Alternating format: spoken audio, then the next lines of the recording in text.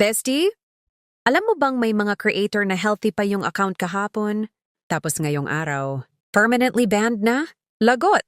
Tapusin ang video na to dahil baka ginagawa mo tong mga bawal hanggang ngayon? Ang sakit, di ba?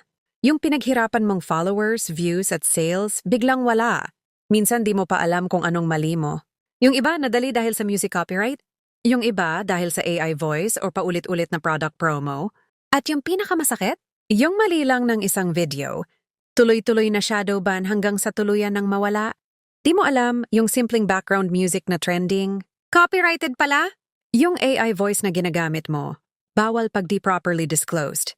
At yung caption mo na may buy now o presyo? Naku, pang promotional violation yan. Ang masakit? Wala kang warning minsan, diretso violation notice. Kung creator ka rin, wag mo nang hintayin na maban ka bago maghanda. Kasi pag permanent ban na, wala ka nang babalikan. Comment mo nga safe kung gusto mong iwas-ban din ang account mo. Follow mo na rin ako kasi next video, ituturo ko yung mga hidden reasons bakit nababan pa rin kahit wala kang nilalabag. Baka yun na yung makasave sa account mo in the future.